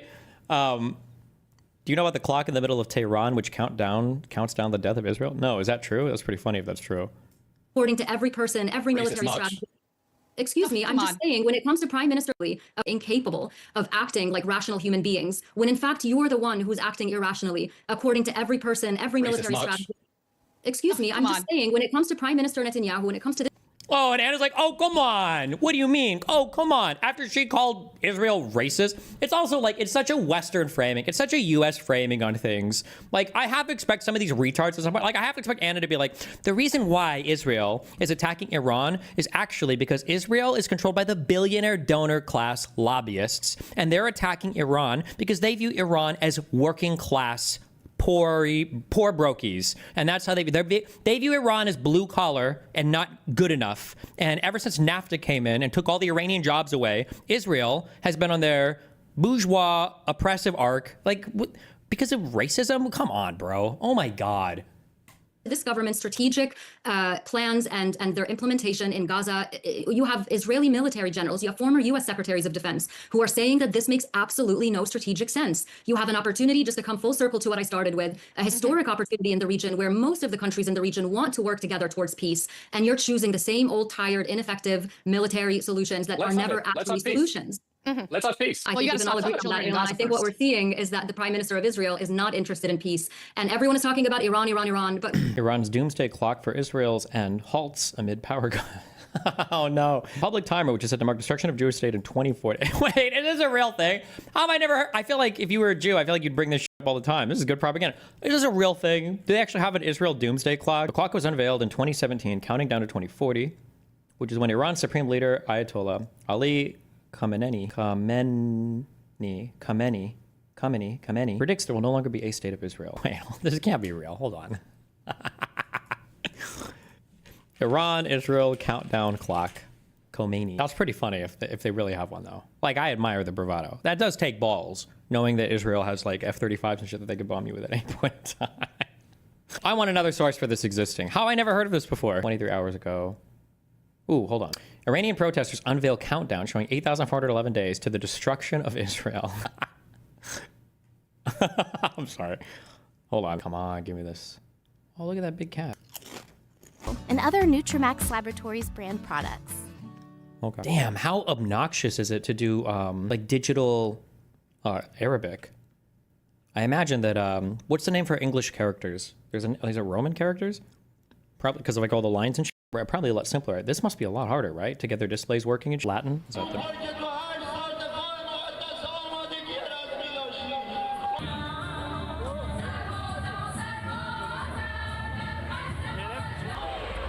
They're musical people. What does this mean? Say, okay, we got days and only. What does that mean? 7,411 days left. Oh, it's right to left. You read it right to left. What a weird language. The time frame appears to stem from comments made in 2015 by Iran's supreme leader, the Ayatollah Ali Khamenei, who said there would be nothing left of Israel by the year 2040. Demonstrators chanted, "Death to Israel." Notice they said Israel and not Jews. Okay, so not anti-Semitic. As crowds assembled on Friday for Al-Quds Day, Arabic for Jerusalem, while people touted placards condemning Israel, Saudi Arabia, and the U.S. The Revolutionary Guard took the opportunity to display its ballistic missiles, including the type which was used in Syria, where the government claimed it killed a large number of terrorists, although agencies could not verify the report. The display was in Tehran's Palestine Square, and state media claimed that more than 1 million people participated in the demonstrations. Similar protests popped up across Iran, with protesters condemning Israel's occupation of Palestinian territories and burning the Israeli and American flags. President Hassan Rouhani and Parliament Speaker Ali Larijani were amongst the officials who attended the demonstration. Israel is the mother of terror. Israel is the most malignant in history. Excuse me. More than, if you think that, you must think the U.S. is a bigger no? This was a 2015 article. No, 2017. Tension between Saudi Arabia and Iran, tension between Sunni, Saudi Arabia and Shia Iran have intensified as of late, in part due to theological disagreements, as well as Donald Trump's increasing support of the former and condemnation of the latter. What a clock. Okay. We're not talking about... Why doesn't Elon bring that up? I feel like it's a good piece of propaganda. When they were like, Moqtadinejad, that dude's gone, right? And it's like, they have the clock. Have you seen the clock? What do you think the clock means? The clock? Hello? The clock? Why doesn't he bring up the clock? The fact that Israel has slapped every outstretched hand that has been stretched out in its direction for the last 2 years, ever since what... Look, you can't deny that. If you want to deny that, I want to hear what you have. Netanyahu was expecting... No, I'm sorry, look, I don't speak for the government, okay? But Netanyahu I didn't say was you are. We're talking about what's happening in the Netanyahu was region right now. expecting the crowning achievement of his premiership and his legacy to be a peace accord with Saudi Arabia. He sees peace with the UAE, Bahrain, and Morocco as some of the biggest achievements of his time in power. I don't know middle lady's political position. Anna hates Saudi Arabia, though. You can tell because they're allied with the Jews. Sorry, the Israelis. I don't know if she'll be forthcoming about that on this show, unless Elon or somebody presses her. But the same people that hate, because Saudi Arabia now, for a lot of these people, is seen as like the West. So they hate them. They hate them. They hate Saudi Arabia. I feel like Turkish history has got to be really interesting because I feel like Turkey, who's like a member state of NATO, like Turkey like hates everybody. They think they're better than everybody too. I don't know why. Turkish people do this too. All throughout Europe, they always think they're the best just because they have the best hair. Okay, it's not fair. said his legacy is going to be genocide, Elon. That's done. That ship has sailed. Of course we don't want Iranian proxy armies on our borders that have the ability to fire ballistic missiles, invade our cities, and butcher people at will. Of course Israel wants peace. And if Lebanon weakening wants Lebanon peace, and Syria... Jasmine, we'll just let Elon respond and then we'll come back to you. If Syria wants peace, it should have peace negotiations immediately. They will find a willing Israeli partner. Anna, we can just see that's not true. I don't know what to say when we can actually see with our own eyes. Why do you think Israel would want to be surrounded by countries that don't recognize it and don't accept its existence and are in a state of war with it? We've been in a state of war with our neighbors. That's exactly my question. Why would it want to continue doing this? Israel. Of course we want them to get over their historical hump and move forward to a future of peace and reconciliation. We're waiting for them to get stuck out of the past. Anna, what's your take on it? Yes. I'm just, listen, this is very simple. It's so crazy to me that she has contributed about as much as I would expect an uninformed 7th grader to contribute to this conversation. She's contributed nothing. Like, it's actually so embarrassing. I would off myself if I went onto a show and my performance was this embarrassing that I have nothing to contribite except for no more dragging into foreign wars. No more wars. No, you're gonna drag us in. You're gonna drag us into genocide. You're a genocidal country dragging us into the country that is currently carrying out a and the illegal annexation of the West Bank, building more illegal settlements. You need to stop interrupting me when I'm saying something. Elon, let Anna respond, and then we'll come to you for the final word. Now do the drag one so I can come. Before we wrap up. I don't believe Israel wants peace. Israel's behavior over the last year and a half gives me every indication that they're not interested in peace. They are carrying out the slaughter of innocent people, both in Gaza and the West Bank. They're doing it with absolutely no breaks in that car, and it's unacceptable that U.S. taxpayers are bankrolling that. It gives me a great deal of shame to know that, but unfortunately, our politicians here are bought. I do wonder what exactly our politicians would actually think if they weren't bought by lobbying groups like AIPAC, for instance. But alas, we have corruption baked into our political system, and as a result, the American people and civilians in the Middle East have to suffer on behalf of the Israeli government. That was kind of a drag. That was kind of dragged. Close. Elon, final response from you, and then we'll wrap. Yeah. I mean, Anna, with this deranged conspiratorial thinking, is trying to manufacture consent for political violence against Jews and Israelis around the world by framing Israel as genocidal. We One-trick were ponies, always the same on October argument. 7th with a brutal massacre in which people were mowed down at a music festival and children were burned alive in their homes. And in response, Israel is fighting a war in the most difficult urban battlefield possible, where Hamas has dug tunnels under schools and homes and even hospitals. Mohammed Sinwar was hiding under the emergency department of the European hospital in Gaza. So is there destruction? Yes, of course. It's because the government of Gaza places military bases under civilian areas. It should free the hostages. We can't get too bogged down in Israel, Gaza, because that's a whole other show. Elon, if you could just focus your final comments on the Israel-Iran situation, and then we'll leave it there. I hope that diplomacy succeeds in preventing Iran from getting nuclear weapons, and then I hope that Iranians are able to build a democracy in their country, and that we can have peace between Israel and Iran. Indeed, I wish we had more time to continue this debate because it's been really illuminating and we have appreciated everyone's input, but unfortunately we have to leave it there. Thank you very much to Anna Kasparian, journalist and host of The Young Turks, Jasmine Al-Jamal, a former Middle East advisor at the Pentagon, and Elon Levy, a former Israeli government spokesman. Your contribution here at Counterpoints is very valued. Thanks for your time. Thanks so much. Thank you. And as always, thanks to you at home for watching Counterpoints here on Al Arabiya English. To watch all the latest debates and interviews and avoid missing out, subscribe to Al Arabiya English on YouTube. You can follow us also on X and TikTok. Thanks. Wow. 6-14 and 21-21. Iran is the final piece of the puzzle, which is precisely go right into it. And there's a lot of backstory that I have to cover, but obviously the breaking story is happening at this very moment. Had to get into it immediately, but yes, moments ago, Iranian missiles were launched towards Israel, and from what I understand, multiple missiles have not been successfully intercepted. Remember, this is a multi-billion-dollar operation. You got Tamir interceptors that are for the smaller munitions, like and you have the Arrow systems in Israel as well, but then on top of that you have anti-defense missile systems to protect Israel and Jordan, and you have the entirety of the American Central Command working actively to stop working actively in real time to stop all of these working actively in real time. What? From touching a hair on the head of anyone in Israel. And even then, in spite of all of that, Iranian missiles have been able to penetrate into Tel Aviv, as you have. It's so crazy how this guy is cheering for Iran. Like, at some point, you got to realize that you're the baddies, right? At some point, you have to realize it. At some point, you have to realize that you're the bad guy. Somehow, some Iranian missiles are breaking through, guys. Yes! Have seen before, and they're still doing it. I mean, you can see it. Look, the ones that are flying from the ground are the interceptor missiles. They're anti-defense missile systems, and yet, in spite of that, the Iron Dome can be overwhelmed, as the Iranian retaliation last time around showed. This seemingly, according to Elant News, who's in the chat already, appears to be in the vicinity of IDF headquarters. That is a positive framing also. There are any ESL people here. In spite of, like, is usually like a cheering on, like, in spite of this, he managed to persevere. Usually the word you'd be looking for here, if you were being more neutral, you'd just say despite Israel's Iron Dome, Iranian missiles managed to through their defenses. In spite of that, they managed to do it. The little missile that could. We don't have enough information coming yet. Obviously, Israel also has deep censorship laws. I mean, even though they got hella smartphones out there, and there's like literally Israeli chatters in here who can just... Israeli is the country with deep censorship laws in this conflict? What? Like confirm or deny what's going on. But I think last time when this happened, the Israeli military immediately applied censorship and tried to stop the information from coming out, like confirming strike targets and whatnot. I don't even, what is he talking about? There's like literally, there's a big app, Redfar, I don't know what it's called in Israel, to show you where strikes are going to be, where there's warnings, where there's sirens that go off to have you hide places. Everybody's got a cell phone. They're connected to the internet. What is he talking about?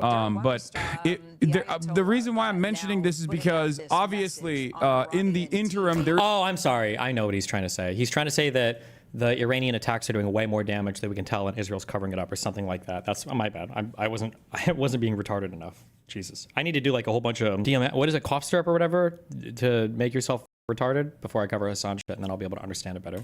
There's going to be some misinformation. There's going to be a lot of misinformation flying around as always.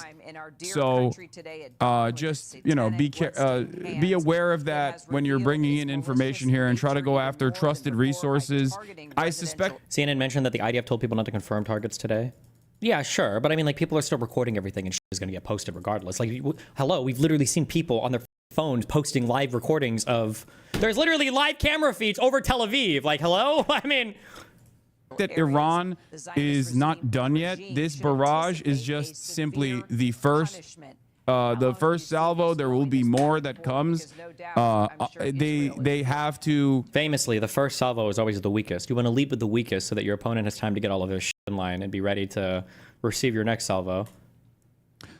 In terms of self-preservation, self-defense, and ensuring that they do not get completely eviscerated, I suspect that the Iranian government's calculation here is going to be part restrained, so not so aggressive that they actively try to take out like heads of state or anything like that, just like Israel itself. What? He thinks that Israeli heads of state are surviving just because Iran is unable to take them out? Or I'm sorry, no, I'm sorry. I'm sorry. I did the exasperating thing for the opposite of what he's saying.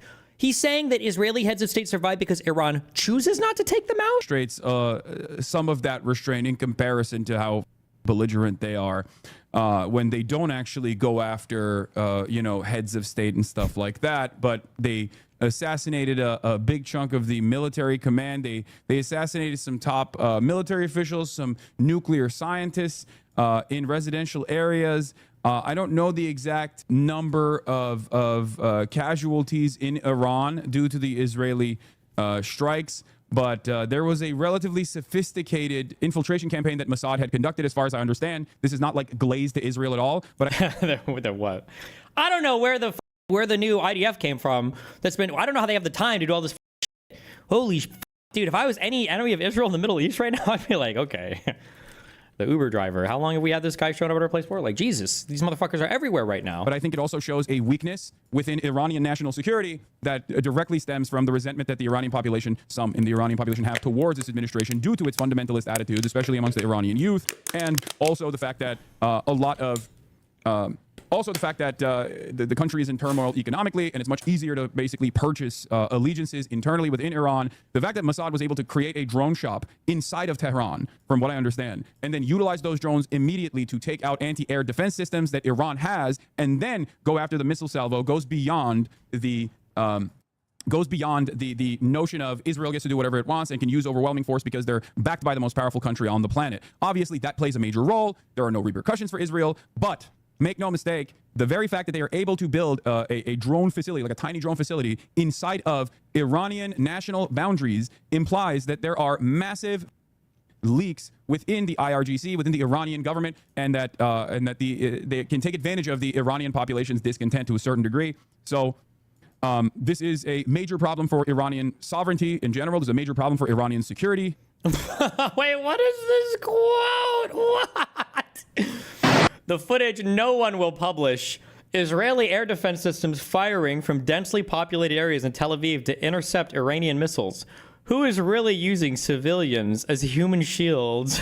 What? I've never seen somebody so close to getting the point missed so spectacularly before. What the? And I suspect, like, they say that Americans aren't a murderous people, but notice that they put airbags in every single car so you can crash as quickly as you want into somebody with impunity and always survive that. Like, what? That a big part of the reason why this is even taking place, or even took place, is because of that glaringly obvious weakness. One that I have even mentioned in the past. The regime's attitude and fundamentalist attitude specifically paired up with the economic sanctions strangling the economy of Iran and causing volatility creates a major weakness that the Israeli intelligence has clearly exploited successfully. Now, like I said, does Iran have the capability of really punishing Israel, like doing the deed, right? Doing the thing that people are worried about, understandably, like killing a bunch of civilians or potentially even assassinating like heads of state. 21. From the likes of Iran. But certainly, if Iran decides to launch a whole bunch of them against one particular angle, it's going to be very difficult for Israel to fend against all of them. So predictably, some will eventually fall. And that and by itself would be a new development for Israel, whereby such huge missiles would be able to create damage in the city centers of Israel. Now, how long ago was the first big Iran attack on Israel?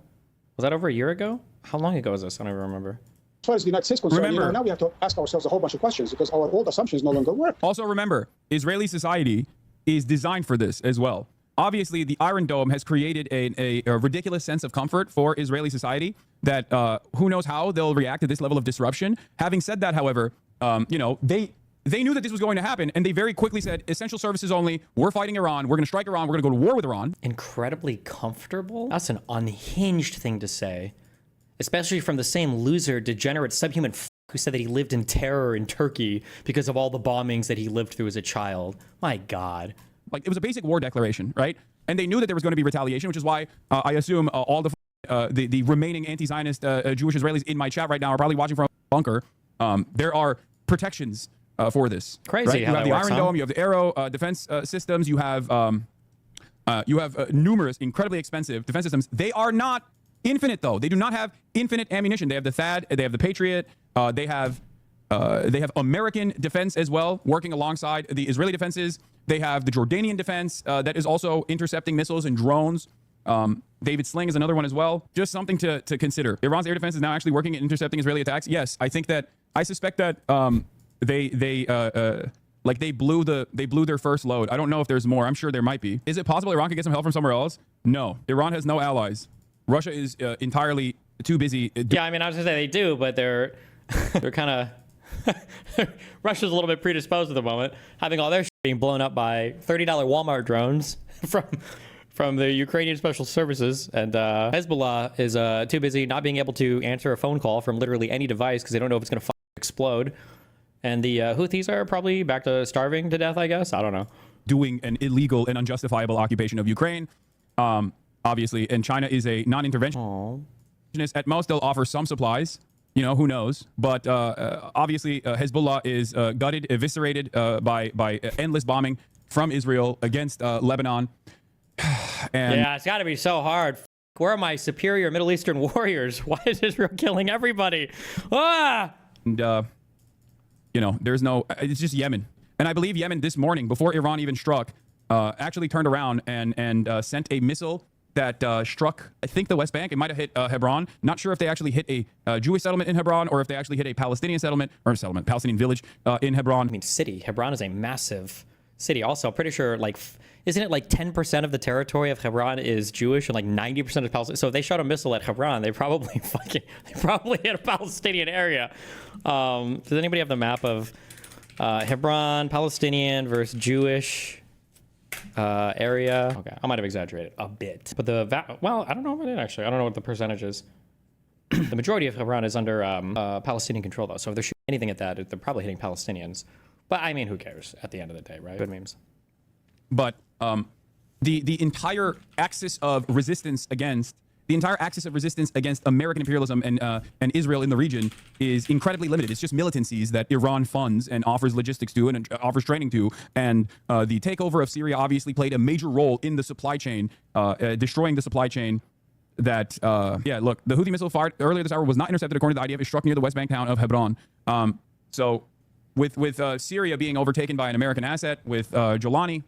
Is that the claim now? It's an American asset? I don't know. I don't know anything about the recent the fall of Assad and who's in charge. And I don't know anything about that group, so I can't say. Zelensky, former Al-Qaeda.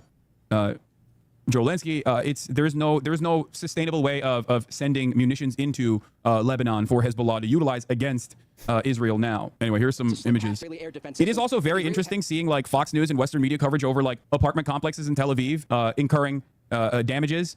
Because like now you know how the media covers like actual human beings in a densely populated civilian area when they get bombed. Like they remembered that there are humans in those buildings.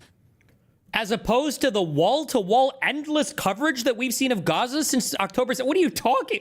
Is he trying to pretend that nobody in the media has talked about what's going on in Gaza? Seriously?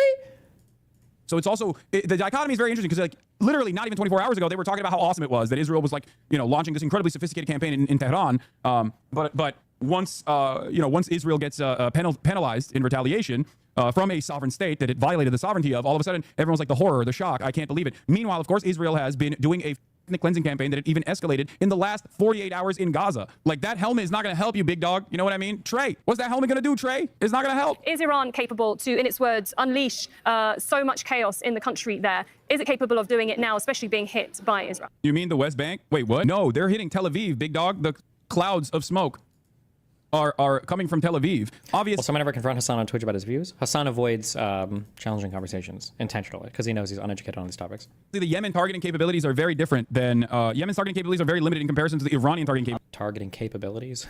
Like point and shoot and pray. In terms of those hits that left enormous craters just north of Tel Aviv, very close to the Mossad headquarters. I was there on the ground, and when you saw the size of those craters, had that struck a building, you would be talking about incredible damage, enormous numbers of casualties. And so the Israelis did get quite lucky. Soon in Tehran, Israeli Minister posed with son of deposed Iranian monarch. Israeli Diaspora Affairs Minister Amichai Chikli shared a photo with Reza Pahlavi, the exiled Iranian opposition figure. Yeah, they're like, we're going to put back the monarchy. We're going to restore the monarchy so that you can have a democracy, a democratic monarchy in Iran. Picture in terms of casualties on the ground. The sources that I've been speaking to in Israel over the course of the last 24 hours have all made clear that they expected that Iran's retaliation this time would look quite different, that it would be much more significant than what we saw in October. And while we certainly haven't yet seen that in terms of the numbers of missiles that Iran appears to have fired, at least according to the information we have right now from the Israeli military, it certainly is looking like those Israeli officials were right when they predicted a very significant Iranian retaliation. And then, of course, you have to keep in mind that this is likely going to continue for days, if not weeks. The Israeli military, the Israeli prime minister has made clear that Israeli attacks in Iran will not be limited to a one-day operation. We have seen, of course, Israeli jets. Yeah, that's the other side. Red Alert app in Israel has crashed. I mean, it makes sense. The entire skyline is lit up right now. It's just the Red Alert app is insignificant to use in the situation. It's just all Red Alert. Everything is red. Hey, Hassan, how can I explain to my Cuban mother that Israel's engaging in a... I don't know. I don't know how, if they haven't figured it out by this point. I mean, just literally tell them all the children that Israel has murdered. And also, it is utterly irrelevant in this at this point. Like, that part is an utterly irrelevant piece of the puzzle here, okay? Anyway, if America intervenes, Iran should burn the Saudi oil fields. That is the nuclear option. The real nuclear option here that Iran has is not necessarily like actual nukes, but it's actually disrupting the entirety of global trade with its action against the oil refineries, okay? Global nuclear option here. If America intervenes, Iran should burn the Saudi oil fields. That is the nuclear option. The real nuclear option here that Iran has is not necessarily like actual nukes, but it's actually disrupting the entirety of global trade. So Iran has already attacked Saudi Arabia refineries in the past. my guess, I'm super from the hip here in the dark with my eyes closed in the middle of the night and dead, is if Iran were to engage in behavior like that, like literally the entire world would be like, all right, you're done. Too much. Now you're done. You ever have kids that are like, I don't know why kids do this, but kids are incapable of calming the down. Anybody that's babysat or dealt with like grade schoolers or like they're incapable. Once they start to get rowdy, you can be like, hey guys, chill. They won't. The noise will always grow and grow and grow and grow and grow and grow and grow until in anywhere from 5 to 15 minutes, somebody gets severely hurt, something gets broken or destroyed, or somebody does something super. It always happens. And then that's when an adult comes in. It's like, okay, we're done. You're gone. Put this away. No more of this. Like, and that's what would happen with Iran. I think if Iran were to be like, we're gonna blow up every Saudi oil field as hard as we can, I think the whole world would be like, okay, well, you're done. No more. With its action against the oil refineries. Okay. The Skyline live, by the way, third wave coming soon. Yeah. Netanyahu calls Iran strikes necessary to prevent the war he just started. I like that The Onion is trying to not be aggressive in its commentary, for the record. Wouldn't China intervene before it came to that? I don't know. I suspect. Okay. Iranian news outlets announced a second wave of missile strikes on Israel labeled Operation True Promise 3. In addition to military sites, the attacks are suggested to be targeting nuclear facilities inside Israel as well. The thing is, they don't have they don't have a reliable way of consistently pummeling targets inside of. When it gets quiet on its own, you know it's bad. Oh, true. That means somebody did something real fucked up and they don't want you to know about it. When everybody's like loud and shit, and then all of a sudden like everyone's quiet, you'll hear it too, because there's like a sound. It's not a parent thing. It's like if something turns off, you notice it as well. But if like kids have all of a sudden gotten real quiet, you're just like sitting around like, wait, what's going on? That's when you like walk into the other room and like everybody's like looking at somebody, and then they look at you and they're like, okay, who's bleeding? Who's dying? Or what did you broke that you all just, tried to hide? Tel Aviv targets inside of Israel in general. They don't. So it's more so about overwhelming the defense systems to the best of their ability, while also having a couple of the missiles that they lobbed get through. Iran does not have a way of consistently striking inside of Israel in a way that like Israel has a way of, in the same way that Israel is allowed to do this, or Israel is capable of doing this, specifically because Israel can do precise striking. Israel can fly and get refueled on the way, all the way over to Iran and make up. Do F-35s need to? What's the mission range of an F-35? I seriously doubt they have to refill on the way there. No? That distance and use airplanes to directly, like jet fighters, to directly target inside of Iran, right? Oh, somebody said yes. They will? What is the distance from? Well, I guess, I look at it like it's inside the U.S., but I guess technically these are huge countries. Tel Aviv to Tehran. Now I'm rethinking. In my mind, it's like 300 miles, but it's probably going to be like 2,000 miles, isn't it? What is the shit? Okay, yeah, it's pretty. Yeah, I guess it's pretty far. 1,200 miles. Damn, that's a big ass. That's a wide boy. You got to cut the range in half because it's a two-way trip. True. And depending on the missiles and everything they're carrying, I guess, it's probably a lot as well. Iran can't do that. Iranian Air Force does not have the capability, obviously, and also Iran would have to fly over hostile airspace to be able to get there. That's never going to happen. So the only thing that they have at their disposal is missile strikes and drone swarms. Okay? Israel starts this. My friend, there's never been a moment where Israel hasn't started shit, okay? Really? Every single conflict, it's all Israel. True. The Jews are everywhere. True. True. But yeah, second and third wave of ballistic missile strikes is making its way to Israel right now. How much is Jordan helping? A lot. You should stop reading chat. What do you mean? The hypersonics that Iran are using are not getting intercepted in great numbers. This isn't even about overwhelming the defenses. Listen. There are... this is the decades happening, if you know what I mean. All right? This is the... Sometimes a decade happens in a minute, and sometimes minutes happen in a decade. This is the decades happening in weeks right now. Yeah. What we're hearing from a spokesperson following the red alert sirens that have been happening across... It's not.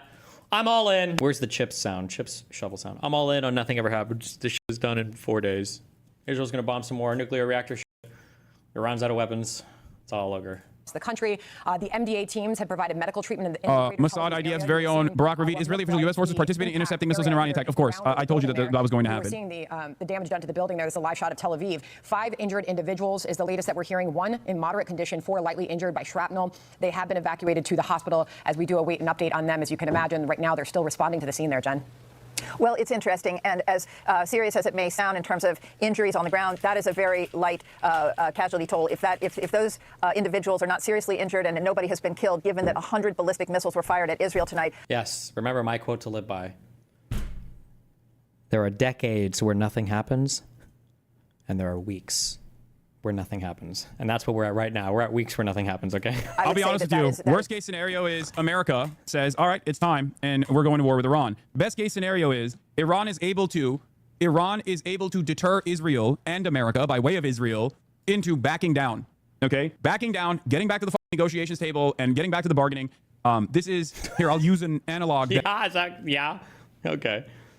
That white people care about, like Ukraine and Russia. Remember when we were talking about like how Ukraine did this like massive drone strike on Russian aircraft, the Russian bomber planes, and I talked about how sophisticated this plan was and how good it was technically to develop leverage in the negotiations process. Think about it like that, okay? I know it's going to be really hard for some of the white people to comprehend what I'm saying here because like you're like, what? You're comparing Ukraine, a Christian country, to Iran, the scariest nation on the planet, but like major. Is that the? Wait, for Ukraine, Russia? I'm sorry, I was just like, doesn't that comparison hurt you? But I just realized how he's comparing. He's comparing Ukraine, Russia to Israel, Iran, but Iran is like Ukraine and Israel is like, right, okay, based.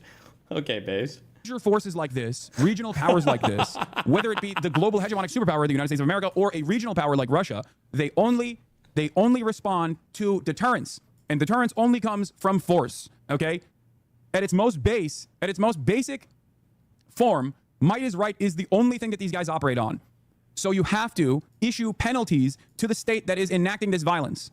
Damn, that's a dangerously Middle Eastern take. That is how people feel there. This is what Israel has shown every single country in the region. Therefore, the best case scenario is that this retaliation for a relatively comfortable Western adjacent nation like Israel is too much to bear, right? Because we don't know what this is going to look like. We don't know what the endpoint of the Iranian response is going to look like. We don't know how much they will be able to target military facilities or even like a nuclear facility, right?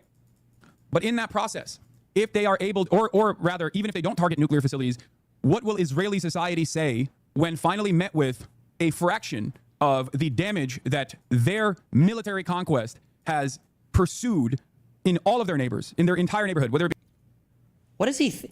Historically, does he think attacks on Israel have moved them towards peace and negotiations? Are you retarded? What are you talking about? What? Syria, whether it be Lebanon, whether it be obviously the worst version of this in the Gaza Strip. What will Israeli society do? Will they go, stop playing, stop gambling with our lives, enough is enough, or will they actually respond with increasing militancy and an appetite for more death and destruction? That's another factor to consider here. Wow. Okay? Same with the United States of America. Is this deterrence going to be enough for America to basically abide by the wishes of Israel, or for America to say, okay, we'll dial it back. We'll de-escalate here. That line of thinking is very American. They like us, have to taste for their own blood. Wait, what? No, I'm saying that the only way that the modus operandi here is responding to I tweeted this earlier. Okay? I tweeted this earlier. I said Iran has to retaliate because Israel has shown that they only back down when met with deterrence. Do not let anyone tell you that this response was unexpected. Israel and the U.S. both knew it would happen. That's why they declared a state of emergency right as they blew up Tehran. Okay? The nuclear negotiations was okay, don't send me Felix Biederman tweets today, okay?